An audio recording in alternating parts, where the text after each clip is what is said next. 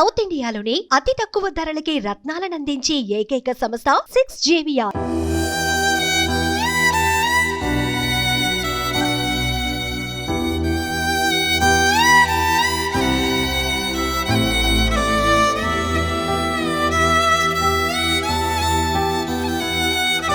Hi అండి, మీ పేరు? నా పేరు శ్రవంతి అండి. చంద్రకాంత్ గారికి సిస్టర్. అవునండి, సిస్టర్. మీకు ఎప్పుడంటే తెలిసింది మీరు ఫోన్ చేసే ముందు ఇలా జరిగిందని? అంటే మార్నింగ్ 9:38కి కాల్ చేసినాను. బయటకు వెళ్తున్నాడు అని ఎవరు చెప్తే కాల్ చేసినాను. వదిన చెప్పింది నాకు, అన్న ఇట్లా బయటకు వెళ్తున్నా, ఎక్కడ పోతున్నాడు అడుగు అంటే, నాకు రికవల్ పోతున్నానమ్మా నేను, అదే పవిత్ర చనిపోయింది కదా, వాళ్ళ పిల్లలకి పాపం ఇన్సూరెన్స్ అది చేపిస్తామని వెళ్తున్నాను అని చెప్పినాడు. అది సరే అన్న ఎప్పుడు వస్తావో అని అడిగినాను. సరే పని అయిపోగానే వచ్చేస్తానమ్మా అని అన్నాడు. తర్వాత ఒక 10:30 నుంచి కాల్ చేస్తుంటే లిఫ్ట్ చేయట్లేదు. ఇంకా ఈ అందరికీ ఫ్రెండ్స్ అందరికీ కాల్ చేసినాం, ఆయనకు తెలిసిన వాళ్ళందరికీ. అయితే ఒక బాబుకి మణికొండ తెలుసు అంటే అక్కడికి పంపించాము. అక్కడికి చూసేవారికి అక్కడికి సూసైడ్ చేసుకున్నాడంట. మాకు అది 7 o'clock తెలిసింది అట్లా చేసినారు. మాకు అన్నయ్య అక్కడికి వెళ్ళిన తర్వాత 7 o'clock మాకు తెలిసింది ఇట్లా సూసైడ్ చేసుకున్నారు అనేసి. అంతే అండి. పవిత్ర జయరామ్ అంటే 5 years 2021 టాటూ అనేది ఉంది ఇద్దరు చేతి మీద. అంటే 5 years నుంచి రిలేషన్షిప్లో ఉన్నట్టు అఫీషియల్గా అనౌన్స్మెంట్ చేస్తాం బెంగళూరు నుంచి రాగానే మొన్న మా యొక్క పర్సన్ ఇంటర్వ్యూలో చెప్పారు. అవును, అప్పటి నుంచి మాతో అంత టచ్లో లేడండి. 5 years నుంచి ఏదో హలో హాయ్ అంటే అంతే అట్లానే ఉన్నాడు. ముందు ఫస్ట్ మంచిగా ఉంటుండే, ఆయన చాలా మంచోడు, చాలా డేర్గా ఉంటుండే. ఇట్లా ఆమె వల్ల ఇట్లా డిప్రెషన్ అయిపోయి, ఆమె చనిపోయిందన్న డిప్రెషన్లో ఇదైపోయి సూసైడ్ చేసుకున్నాడు అండి. ఈ 5 years 2015లో వీళ్ళు మ్యారేజ్ అయిందని చెప్పారండి ఇందాక. అంటే అప్పటి నుంచి ఎట్లా ఉండేవాళ్ళు మ్యారేజ్ అయింది? చాలా వాళ్ళది లవ్ మ్యారేజ్ అండి. 10-11 years నుంచి ఫస్ట్ వన్ సైడ్ లైన్, తర్వాత 11 years మంచిగా లవ్ చేస్తున్నారు, అంత పిచ్చి పెళ్లి చేసుకున్నారు, చాలా హ్యాపీగా ఉండే. ఇది ఎప్పుడైతే త్రినేని తను పరిచయం అయిందో అప్పటి నుంచి స్టార్ట్ అండి. అప్పటి నుంచి సీరియస్ స్టార్ట్, ఫ్యామిలీ నుంచి దూరం అవ్వడం, ఏదో డిస్టర్బెన్సెస్ అన్నీ అవుతూనే ఉన్నాయి. అంటే ఆ 5 yearsలో ఎప్పుడు కానీ మీరు వెళ్ళి మాట్లాడడం కానీ కలవడం కానీ ఎప్పుడు జరగలేదా? వెళ్ళి ఇంటికి పిలిచైనా ఉండలేకపోతుండే అండి, ఉండకపోతుండే. ఇట్లా మామూలుగా ఇప్పుడు కాల్ చేసి లిఫ్ట్ చేయలేదు కదా, అట్లనే అని అనుకుంటుండే మేము కూడా. అంటే చిన్నప్పటి నుంచి మీతో ఎట్లా ఉండేవాళ్ళు? అది చాలా బాగుంటుండే అండి. ఇంత ఒక్క మాట అనకపోతుండే. నేనంటే చాలా ఇష్టం. లాస్ట్ నాతోటి మాట్లాడిన తర్వాత ఇది అయిపోయిందండి.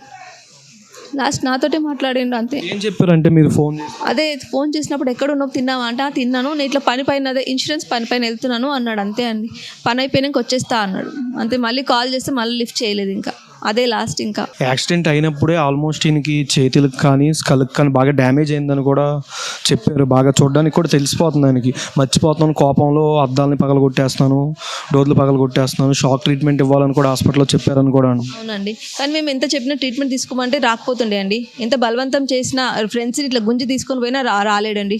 ట్రీట్మెంట్ అస్సలు తీసుకోలేడు. ట్రీట్మెంట్ తీసుకోలేదు, ఇట్లా అయిపోయింది.